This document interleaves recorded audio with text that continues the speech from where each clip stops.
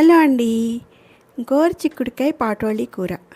గోరుచిక్కుడుకాయల్ని ముందుగా శుభ్రంగా కడుక్కొని చిన్న ముక్కలు కట్ చేసుకుని పెట్టుకున్నాను.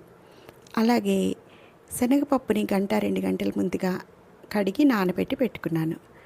గోరుచిక్కుడుకాయలు ఒక గిన్నెలోకి తీసుకుని ఉప్పు పసుపు వేసి కొంచెం నీళ్లు పోసుకుని, ఎక్కువ వేయట్లేదు నీళ్లు, నేను దీన్ని ఎలక్ట్రిక్ రైస్ కుక్కర్లో స్టీమ్ చేస్తున్నాను. మీకు ఇష్టమైతే ప్రెషర్ కుక్కర్లో కూడా పెట్టుకోవచ్చు. ఈలోగా ఈ శనగపప్పు ముందుగానే నానబెట్టడం వల్ల నానిపోయింది. దీనిలో అల్లం పచ్చిమిర్చి వేసి మిక్సీ వేస్తున్నాను. ఇష్టమైతే వెల్లుల్లి కూడా వేసుకోవచ్చు, నేను వెల్లుల్లి వేయట్లేదు. ఇప్పుడు బాండీలో కొంచెం నూనె వేసుకుని స్టవ్ అంటించి శనగపప్పు, మినపప్పు, ఆవాలు, జీలకర్ర ఇవన్నీ పోపు వేసి ఇంగువ కూడా వేసి ఇది కొంచెం వేగిపోయిన తర్వాత కరివేపాకును కూడా వేయాలి. కరివేపాకు కూడా వేగిన తర్వాత ఈలోగా మనం చిన్న ఉల్లిపాయలు కట్ చేసి పెట్టేసుకుంటే ఉల్లిపాయలని కూడా దీనిలో వేసేసి వేగనివ్వాలి. వెల్లుల్లి కూడా ఇష్టమైతే వేసుకోవచ్చు, నేను వెల్లుల్లి వేయట్లేదు. ఇది సిమ్లో పెట్టుకుని ఉల్లిపాయలన్నీ కూడా నిదానంగా వేగేలాగా మూత పెట్టి మగ్గనివ్వాలి.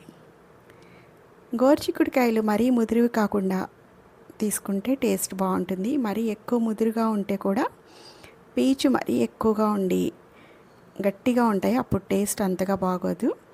లేతవి కానీ మీడియంగా ఉన్నవి కానీ తీసుకోవాలి. ఈ ఉల్లిపాయలు ఇప్పుడు వేగిపోయాయి. ఇందులో మనం ముందుగానే సిద్ధం చేసుకున్న పేస్ట్ ఉంది కదా, పచ్చిశనగపప్పు, అల్లం, పచ్చిమిర్చి, ఇది కొంచెం బరగ్గా మిక్సీ వేసుకోవాలి. ఆ పేస్ట్ ఇందులో వేసి వెంటనే కలపకుండా కొంచెం సేపు ఉంచితే మనకి వెంటనే అడుగంటకుండా టేస్ట్ బాగుంటుంది. కొంచెం సేపు తర్వాత మనం దీన్ని కలియపెట్టాలి. మరి కొంతసేపు మూత పెట్టి మగ్గించుకుంటే నిదానంగా సిమ్లో టేస్ట్ బాగుంటుంది, పొడి పొడిగా కూడా వస్తుంది. దీనికి ఇష్టమైతే నూనె కొంచెం ఎక్కువ వేసుకుంటే టేస్ట్ ఇంకా బాగుంటుంది, పకోడీలాగా వస్తాయి. నేను కొంచెం హెల్తీగా చేయాలని ఆయిల్ ఎక్కువ వేయకుండా కొంచెం ఆయిల్ తోటి చేస్తున్నాను. అందుకని అడుగంటకుండా ఎక్కువగా కలుపుకుంటూ ఉండాలి. అదే కొంచెం ఆయిల్ ఎక్కువ వేస్తే మనం వెంటనే కలపకపోయినా కూడా అడుగంటకుండా ఉంటుంది. తక్కువ ఆయిల్ వేసాం కాబట్టి నిదానంగా సిమ్లో ఉంచి మధ్యలో కలుపుకుంటూ చూసుకుంటూ ఉండాలి అడుగంటకుండా. ఇప్పుడు ఇందులో కూడా కొంచెం ఉప్పు పసుపు వేస్తున్నాను. ఇందాక గోరుచిక్కుడుకాయల్లో కూడా ఉడికించేటప్పుడు కొంచెం ఉప్పు పసుపు వేసాను, కానీ కూర మొత్తానికి సరిపోదు కాబట్టి ఇందులో ఇంకొంచెం ఉప్పు పసుపు మళ్ళీ వేశాను. దీన్ని ఇలాగే సిమ్లో పెట్టి మూత పెట్టి కలుపుతూ ఇంకొంచెం సేపు మగ్గనివ్వాలి. ఈలోగా గోరుచిక్కుడుకాయలు ఉడికిపోయి రెడీగా ఉన్నాయి. వాటిని కూడా నీళ్లు లేకుండా స్ట్రెయిన్ చేసేసి ఈ పాటోళీలో వేగుతోంది కదా, దీనిలోనే మనం గోరుచిక్కుడుకాయలను కూడా వేసేసుకోవాలి. ఈ గోరుచిక్కుడుకాయలు కూడా వేసిన తర్వాత బాగా కలిపి ఇంకొక 10 నుంచి 15 నిమిషాలు ఉంచితే ఇంకా బాగా వేగి చక్కగా పొడి పొడిగా కూర చాలా టేస్టీగా ఉంటుంది. దాదాపుగా ఒక 10 నిమిషాల్లో అయిపోతుంది గోరుచిక్కుడుకాయలు వేసిన తర్వాత.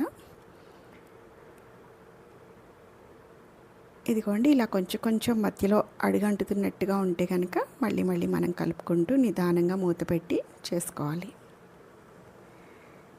ఇది గానుగ దగ్గర పట్టించిన శనగ నూనె కానీ నువ్వుల నూనె కానీ వేసి చేసుకుంటే టేస్ట్ చాలా బాగుంటుంది. గోరుచిక్కుడుకాయల్లో ఫైబర్ చాలా ఎక్కువగా ఉంటుంది, అలాగే ఐరన్ ఎక్కువగా ఉంటుంది, వైటమిన్ కే ఉంటుంది. ఇక శనగపప్పులో మనకి ప్రోటీన్ ఉంటుంది. అల్లం డైజెషన్కి చాలా మంచిది. ఇప్పుడు కొంచెం కారం వేసాను.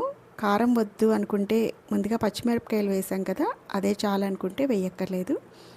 కొంచెం వేసాను, నేను కూడా ఎక్కువ కారంగా చేయట్లేదు ఈ కూరని. మనం కప్లో వేసుకుని ఉత్త కూర కూడా తినచ్చు, అంత కమ్మగా అంత బాగుంటుంది.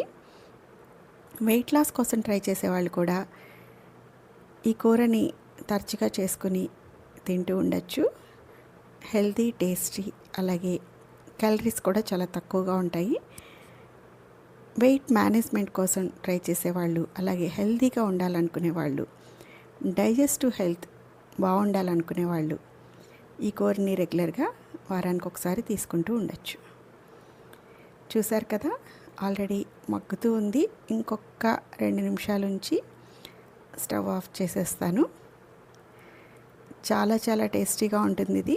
చపాతీలోకి కానీ, రోటీలోకి కానీ, అలాగే అన్నంలోకి కానీ, దేనిలోకైనా చాలా బాగుంటుంది.